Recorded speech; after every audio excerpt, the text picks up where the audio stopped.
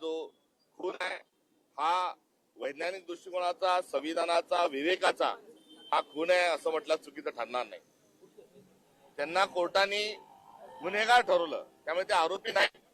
आज रोजी ज्यांना जमानती मिळत आहे, या जमानती मिळणारे हे आरोपी नाही, तर त्यांच्यावर गुन्हा सिद्ध झालेला आहे. आणि अशांना जामीन मिळणं म्हणजे आपली न्याय व्यवस्थेवरच हा एक थेट स्वरूपाचा असणारा प्रश्नार्थ चिन्ह आहे.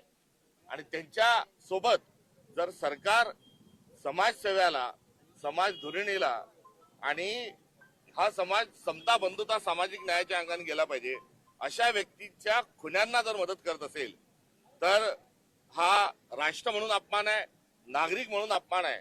आणि सरकार आपल्याला कशा पद्धतीनं फसवत आहे याचं देखील हे उदाहरण आहे. या घेतलेल्या निर्णयाच्या, न्यायालयाच्या निर्णयाचा कशा पद्धतीने बोलतात याला मला माहिती आहे, मात्र हे भान असताना होऊ द्या माझ्यावर कंटेम्प्ट. मी या निर्णयाचा निषेध करतो आणि सरकारने या संदर्भामध्ये ताबडतोबीनं सुप्रीम कोर्टात जाणं अभिप्रेत आहे. त्यांनी सुप्रीम कोर्टात जावं. वरकडनी कितीही बोलघेवडेपणा केला तर जमणार नाही. आणि या आरोप सिद्ध झालेल्या आरोपींना पुन्हा गजाआड टाकावं ही देखील आज डॉक्टरांच्या श्रद्धांजलीच्या दिवसाच्या निमित्तानं माझी एक कार्यकर्ता म्हणून, एक पक्षाचा अध्यक्ष म्हणून भूमिका आहे.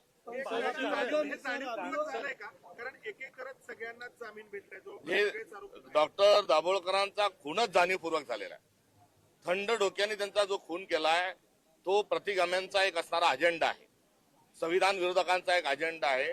आणि त्यांचा जामीन, त्यांच्या गुन्हा सिद्ध झालेल्या खुन्यांचाच म्हणेल मी, जामीन हा या देशामध्ये गुंडागर्दीला घातलेलं प्रोत्साहन आहे, हुकुमशाहीला दिलेलं प्रोत्साहन आहे.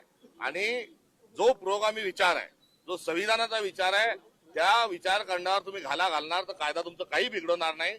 अशा प्रकारचा देखील संदेश या एकंदरीत प्रकरणातून देण्याचा सरकारचा प्रयत्न आहे. सर, तुम्ही अभिवादन करताना तुम्हाला अश्रू अनावर झाले, काय सांगाल? दाभोळकर कुटुंब गेलं पण सरकार गेलं नाही कोर्टात जामिनाच्या विरोधात. कुठेतरी सरकार निष्क्रिय. आपली आधीच सांगितली की ते जाणून बुजून गेले नाही, मात्र उघड्या डोळ्यांनी महाराष्ट्र हे बघत आहे. सरकारमध्ये थोडीशी जरी लाज शरम जर असेल आणि संविधानाला आपण जर जुमानत असाल तर तातडीने महाराष्ट्र सरकार म्हणून आणि तपास यंत्रणा या नात्यानं हे दोन्ही जणी सुप्रीम कोर्टात गेले पाहिजे. कारण यांच्या खुन्यांना सोडणे याचा अर्थ महाराष्ट्रामध्ये कुठे अधिक घटना घडू शकतात हा हवाला देत असताना सदरक्षणार्थ आणि खलनिग्नार्थ ब्रीदवाक्य असणाऱ्या पोलीस प्रशासनानं देखील सुमोटो या प्रकरणामध्ये सुप्रीम कोर्टात जायला हवं. कुंभमेळ्यामध्ये 2270 कोटींच्या 18 प्रकल्पांची या विषयी चौकशी लावलेली आहे. दुपारी बोलेल मी या विषयावर दुपारी बोलेल. डॉक्टर सध्या पुणे शहरात आणि जिल्ह्यात मोठ्या प्रमाणात भोंदू बाबा वाढलेले दिसतात. ते सोशल मीडियावर रील त्यांचे समोर येतात. ते आता एआयच्या माध्यमातून अंधश्रद्धेचा हा नवीन एपिसोड आपल्या सगळ्यांच्या समोर येत असताना आता एक माणूस अनेक ठिकाणच्या अंधश्रद्धांशी कसा खेळतो याचा धोका डॉक्टरांच्या श्रद्धांजलीच्या कार्यक्रमाच्या अनुषंगानं तो या ठिकाणी व्यक्त झाला आहे. खरात बाबाच्या प्रकरणात काहीही न होणे आणि आता भोंदू बाबांची एकामागे एक शृंखला बाहेर येणे याचा अर्थ डॉक्टर कोणत्या विचाराच्या विरोधात लढत होते हे मैवाना महाराष्ट्राच्या पुढे आलेलं आहे. आणि अशा प्रकारचे भोंदू बाबा समोर प्रकरण येणे म्हणजे डॉक्टरांच्या नेतृत्वात तयार झालेला अंधश्रद्धा निर्मूलन कायद्याची अंमलबजावणी नीट होत नाही हा एकीकडे भाग आहे. तर दुसरीकडे सरकारला याच गोष्टीला खतपाणी घालायचंय का हा प्रश्न देखील उपस्थित दुपारी बोलणार आहे. मी इथे डॉक्टरचाच नाही आपण होणार. देवेंद्र फडणवीस नागपूरला असं म्हणाले की जो शनिवारचा कार्यक्रम होणार आहे राहुल गांधी, आम्ही 4 वाजता माझी प्रेस कॉन्फरन्स आहे ठिकाणा. मी प्लीज डॉक्टर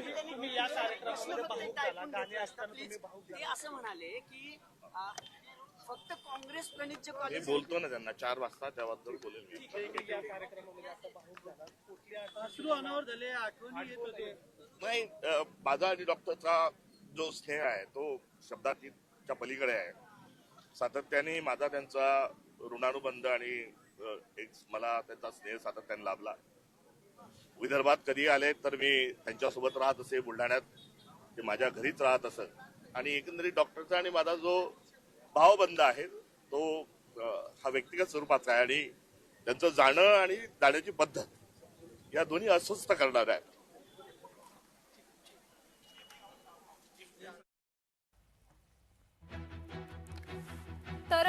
गुन्हा सिद्ध होऊनही आरोपी मोकाट आहेत असं हर्षवर्धन सपकाळ यांनी म्हटलेलं आहे.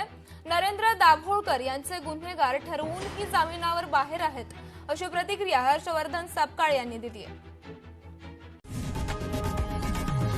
लोकशाही मराठी ऐका, पहा, जागरूक रहा.